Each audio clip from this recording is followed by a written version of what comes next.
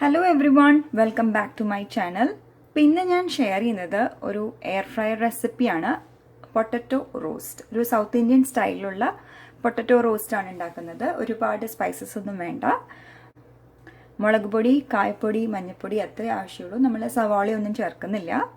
വളരെ പെട്ടെന്ന് നല്ല സ്വാദോടുകൂടി നല്ല ക്രിസ്പി ആയിട്ടുള്ള ഒരു പൊട്ടറ്റോ റോസ്റ്റ് നമുക്ക് എയർ ഫ്രയറിൽ ഉണ്ടാക്കാം. അതിനായിട്ട് ഞാൻ റെസറ്റ് പൊട്ടറ്റോ ആണ് എടുത്തിട്ടുള്ളത്. ഏത് പൊട്ടറ്റോ ആണെങ്കിലും എടുക്കാം. അത് നമുക്ക് കഴുകി ഒട്ടും വെള്ളമില്ലാണ്ട് നന്നായിട്ട് ഡ്രൈ ആയിട്ട് എടുക്കണം. എന്നിട്ട് നമുക്ക് ചെറിയ പീസസ് ആയിട്ട് കട്ട് ചെയ്യാം. അതിനുശേഷം നമുക്ക് പൊട്ടറ്റോ റോസ്റ്റ് ഉണ്ടാക്കാനായിട്ട് തുടങ്ങാം. അപ്പോൾ പൊട്ടറ്റോ എല്ലാം ഞാൻ അരിഞ്ഞെടുത്തിട്ടുണ്ട്. ചെറിയ ക്യൂബ്സ് ആയിട്ടാണ് അരിഞ്ഞിട്ടുള്ളത്. തീരെ ചെറുതല്ല, തീരെ വലുതുമല്ല. പൊട്ടറ്റോ നമ്മൾ കൂടുതൽ ഘനത്തിലൊക്കെ അരിഞ്ഞു കഴിഞ്ഞാൽ കൂടുതൽ സമയം എടുക്കും, അത്രയേ ഉള്ളൂ. ചെറുതായി അരിയുന്നതായിരിക്കും പെട്ടെന്ന് മൊരിയാനും സ്വാദിനും ഒക്കെ നല്ലത്. അപ്പോൾ എൻ്റെ കയ്യിൽ ഇത്ര ഉണ്ടായിരുന്നുള്ളൂ. കുറച്ചും കൂടെ ക്വാണ്ടിറ്റിയിൽ നമുക്ക് ഉണ്ടാക്കാം, എയർ ഫ്രയറിൽ ഉണ്ടാക്കാം. പക്ഷെ നമ്മുടെ ഇൻസ്റ്റൻറ്റ് പോട്ട് എയർ ഫ്രയറിലായതുകൊണ്ട് നമ്മൾക്ക് സ്പ്രെഡ് ചെയ്തിടാൻ പറ്റില്ല. അപ്പോൾ നമ്മൾ ഉണ്ടാക്കുമ്പോൾ ഉടയാനുള്ള ചാൻസ് ഉണ്ട്. ഇതിപ്പോൾ ഒരു 2-3 പേർക്ക് മാക്സിമം കഴിക്കാനുള്ളതേ ഉണ്ടാവുള്ളൂ. അപ്പോൾ നമുക്കിനി ഉണ്ടാക്കണത് എങ്ങനെയാണെന്ന് നോക്കാം. അപ്പോൾ ഞാൻ നമ്മുടെ instant pot duo crisp and air fryer എടുത്തിട്ടുണ്ട്. അപ്പോൾ നമ്മുടെ ഇൻസ്റ്റൻറ്റ് പോട്ടിൻ്റെ ഈ സ്റ്റീൽ ഇൻസേർട്ടാണ് ഞാൻ ഉപയോഗിക്കുന്നത്. എന്നിട്ട് നമുക്കിതിലേക്ക് എണ്ണ ഒഴിച്ചു കൊടുക്കാം. ഞാൻ വെളിച്ചെണ്ണയാണ് ഉപയോഗിക്കുന്നത്. അപ്പം നമ്മുടെ പൊട്ടറ്റോയുടെ ക്വാണ്ടിറ്റി അനുസരിച്ചിട്ട് നമുക്ക് എണ്ണ ഒഴിക്കാം.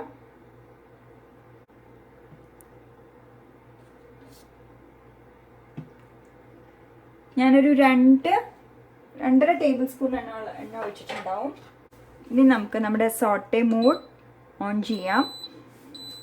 സോട്ടെ മോഡ് ഹൈയിലാണ് വെച്ചിട്ടുള്ളത്. അപ്പോൾ വെളിച്ചെണ്ണ ഒന്ന് ചൂടായി വരുമ്പോൾ നമുക്കതിലേക്ക് മഞ്ഞൾപ്പൊടിയും കുറച്ച് കായപ്പൊടിയും ചേർക്കാം. കായപ്പൊടിക്ക് അങ്ങനെ പ്രത്യേകിച്ച് അളവൊന്നുമില്ല. എനിക്ക് കായപ്പൊടിയുടെ സ്വാദ് നല്ല ഇഷ്ടമാണ് പൊട്ടറ്റോയിൽ. അപ്പോൾ ഞാൻ കുറച്ച് അധികം ചേർക്കുന്നുണ്ട്. അപ്പോൾ നിങ്ങൾക്ക് നിങ്ങളുടെ സ്വാദനുസരിച്ച് കായപ്പൊടിയുടെ അളവ് കുറയ്ക്കാം. അപ്പോൾ ഇതിലേക്ക് കുറച്ച് മഞ്ഞൾപ്പൊടി, അങ്ങനെ പ്രത്യേകിച്ച് അങ്ങനെ അളവൊന്നുമില്ല, കുറച്ചിടുക. ഞാൻ പറഞ്ഞ പോലെ കുറച്ച് കായപ്പൊടി.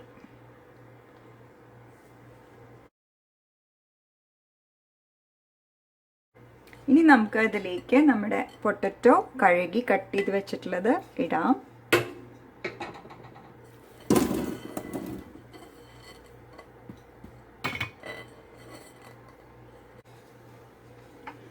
എൻ്റെ എണ്ണ ചൂടായി വരുന്നതേ ഉള്ളൂ. ഞാൻ ഇത്തിരി നേരത്തെ ഇട്ടുപോയി. എണ്ണ ഒന്ന് ചൂടായിട്ടിട്ടാൽ മതി. എന്നിട്ട് നമുക്ക് നന്നായിട്ടൊന്ന് മിക്സ് ചെയ്യാം. എന്നിട്ട് പരമാവധി ഒന്ന് സ്പ്രെഡ് ചെയ്തിടുക, കൂട്ടി വെക്കാണ്ട്.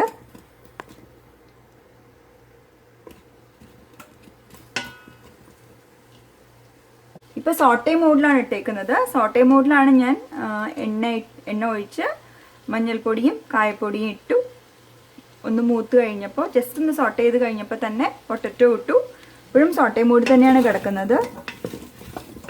ഇപ്പോൾ എണ്ണ നന്നായിട്ട് ചൂടായി അതിൻ്റെ ഒരു ശബ്ദമൊക്കെ കേൾക്കുന്നുണ്ട്. ഞാനിപ്പോൾ ഉപ്പ് ചേർക്കുന്നില്ല. ഉപ്പ് നമുക്ക് പൊട്ടറ്റോ ഒന്ന് കുക്കായതിന് ശേഷം ചേർത്താൽ മതി. നമുക്ക് ഒട്ടും വെള്ളം നമുക്ക് ഇതിലേക്ക് ഇറങ്ങേണ്ട ആവശ്യമില്ല. അതുകൊണ്ടാണ് ഞാനിപ്പോൾ ഉപ്പ് ചേർക്കാത്തത്. ഇനി നമുക്ക് സോട്ടെ മോഡ് ഓഫ് ചെയ്യാം. ഇനി നമുക്ക് നമ്മുടെ എയർ ഫ്രയർ ലിഡ് വെക്കാം. ഇനിയിപ്പോൾ ഞാൻ ചെയ്യുന്നത്, നമുക്ക് എയർ ഫ്രയറിൽ ഒരുപാട് ഓപ്ഷൻസ് ഉണ്ട്. Air fry, roast, bake, broil. അതിൽ ഞാൻ റോസ്റ്റാണ് ഞെക്കുന്നത്. എന്നിട്ട് ടെമ്പറേച്ചർ നമുക്കൊരു 375 വേണം. എന്നിട്ട് സമയം ഒരു 5 മിനിറ്റ് ആണ് വെക്കുന്നത്. 5 മിനിറ്റ് കഴിഞ്ഞ് നമുക്ക് ഒന്ന് ഇളക്കണം. പൊട്ടറ്റോ എത്ര കുക്കായി നോക്കണം. പൊട്ടറ്റോ കുക്കായി കഴിയുമ്പോൾ നമുക്ക് ഇടയിൽ ഉപ്പും മുളക് പൊടിയും ഒക്കെ ചേർക്കാനുണ്ട്. അപ്പോൾ നമുക്ക് നമ്മുടെ റോസ്റ്റ് ചെയ്യാം.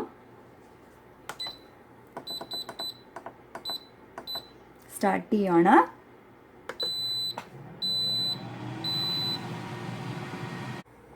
അപ്പം നമ്മുടെ ആദ്യത്തെ 5 മിനിറ്റ്സ് കഴിഞ്ഞിട്ടുണ്ട്. ഇനി നമുക്കിത് തുറന്ന് ഒന്ന് ഇളക്കണം.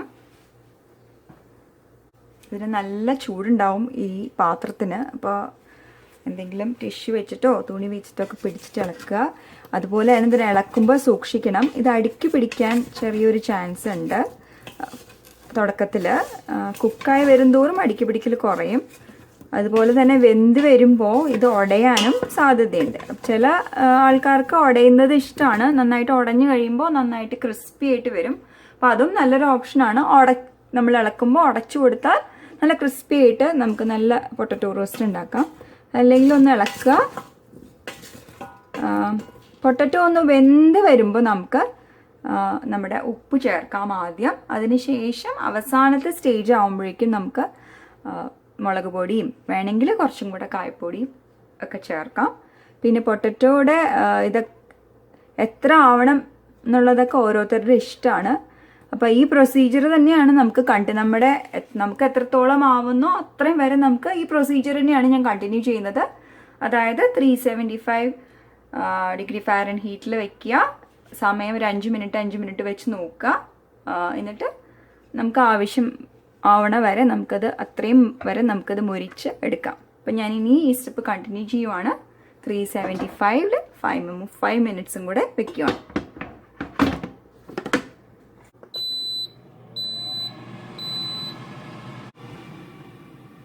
ഇപ്പം നമ്മുടെ രണ്ടാമത്തെ 5 മിനിറ്റ്സും കഴിഞ്ഞിട്ടുണ്ട്. നമുക്കിനി ഇത് നോക്കാം. ഇത് കുറേശ്ശെ ആയി വരുന്നുണ്ട്.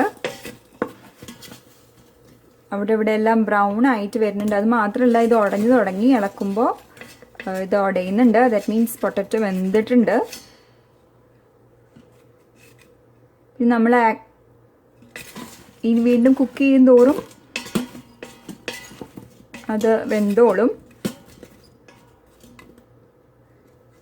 ഇതൊക്കെ ഉണ്ടല്ലോ കുറേശ്ശെ ബ്രൗൺ ആയിട്ട് വരുന്നുണ്ട് സൈഡൊക്കെ. അപ്പം നമുക്ക് എത്ര ആക്കണോ അത്രയും വരെ നമുക്ക് ആക്കാം. പിന്നെ ഞാനൊരു 5 മിനിറ്റ്സും കൂടെ വെച്ചതിന് ശേഷം നമുക്ക് ഉപ്പിടാം.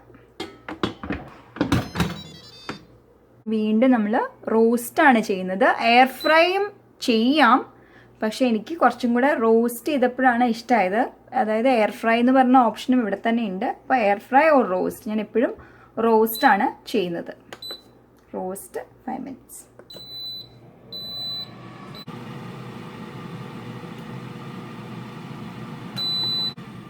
അപ്പം നമ്മുടെ മൂന്നാമത്തെ 5 മിനിറ്റ്സും കഴിഞ്ഞിട്ടുണ്ട്. നമുക്കിനി ഇത് തുറന്ന് നോക്കാം. അപ്പം എങ്ങനെയാണ് ഇരിക്കുന്നത്?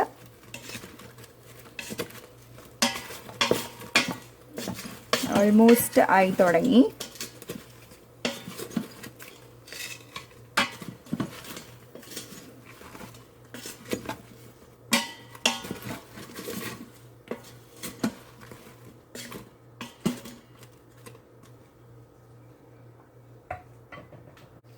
ഇനി നമുക്കിതിലേക്ക് ആവശ്യത്തിനുള്ള ഉപ്പ്,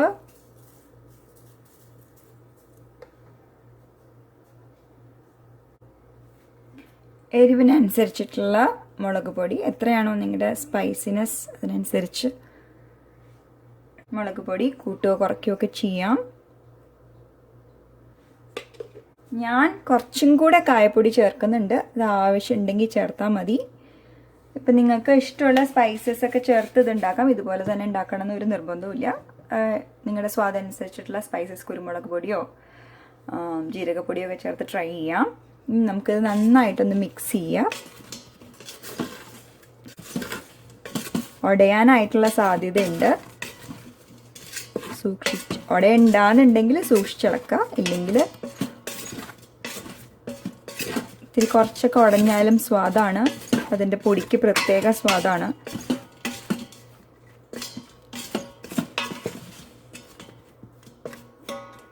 ഇത് കണ്ടല്ലോ, അത് ഇളക്കുമ്പോഴത്തേക്ക് ഉടയുന്നുണ്ട്. അപ്പോൾ അതായത് നന്നായിട്ട് വെന്തിട്ടുണ്ട്. ഇനി എത്ര മൊരിയണം എന്നുള്ളതൊക്കെ നമ്മുടെ ഇഷ്ടമാണ്. ഞാനത് കുറച്ചധികം നന്നായിട്ട് തന്നെ മുരിച്ചെടുക്കാറുണ്ട്. ഇനി ഈ പ്രോസസ്സ് കണ്ടിന്യൂ ചെയ്യേ വേണ്ടൂ. 375 5 മിനിറ്റ്സ് നോക്കുക. നന്നായിട്ട് മൊരിഞ്ഞ് വരുമ്പോൾ വേണമെങ്കിൽ നമുക്ക് സമയം കുറച്ച് കൊടുക്കാം. നമ്മുടെ ക്രിസ്പിനെസ് അനുസരിച്ചിട്ട് എടുക്കാം. അപ്പം ഞാനിനി ഈ പ്രോസസ്സാണ് കണ്ടിന്യൂ ചെയ്യുന്നത്. 375 5 മിനിറ്റ്സ്. ഇപ്പം നമ്മുടെ മുളക് പൊടിയും ഒക്കെ ചേർത്തിട്ടുള്ള ഫസ്റ്റ് 5 മിനിറ്റ്സ് കഴിഞ്ഞിട്ടുണ്ട്.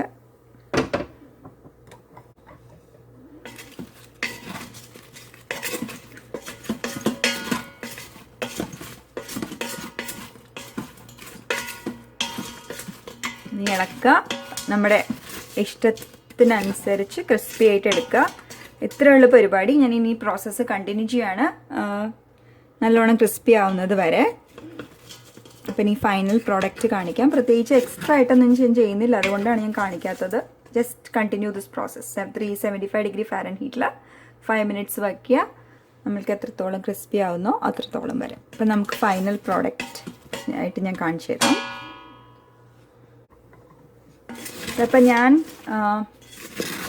എൻ്റെ ഫ്രൈയിങ് മുഴുവൻ കഴിഞ്ഞു.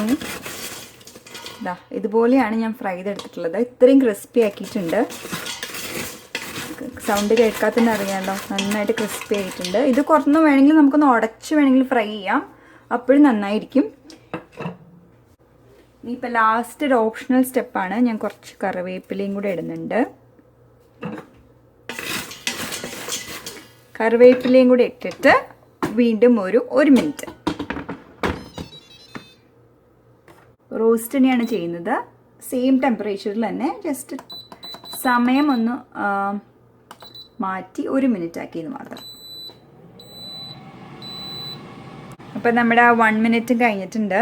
നമുക്ക് നമ്മുടെ എയർ ഫ്രയർ തുറക്കാം. അപ്പോൾ ഇതെങ്ങനെയാണ് ഇരിക്കുന്നത് ഫൈനലി. കറിവേപ്പിലയൊക്കെ അത്യാവശ്യം നന്നായിട്ട് ഫ്രൈ ആയിട്ടുണ്ട്. ജസ്റ്റ് നന്നായി ക്രിസ്പി ആയിട്ടില്ല, ജസ്റ്റ് വാടിയിട്ടുണ്ട്. പിന്നെ ഞാൻ നിർത്തുകയാണ്. ഇനി നമുക്കൊരു സെർവിങ് ഡിഷിലേക്ക് മാറ്റാം. പിന്നെ ഒരു കാര്യം പറയാനുള്ളത്, ഇത് നന്നായിട്ട് ചൂടോടെ കഴിക്കണം. തണുത്ത് കഴിഞ്ഞാൽ കുറച്ച് ഹാർഡാവും. ഇത് ചൂടോടെ കഴിക്കുന്നതാണ് ഏറ്റവും നല്ലത്. അത് നമുക്ക് വെറുതെ കഴിക്കാം, ചോറിൻ്റെ കൂടെയും സെർവ് ചെയ്യാം. അപ്പോൾ thank you so much for watching. വീണ്ടും വേറൊരു വീഡിയോ ആയിട്ട് കാണാം. Until then, bye-bye.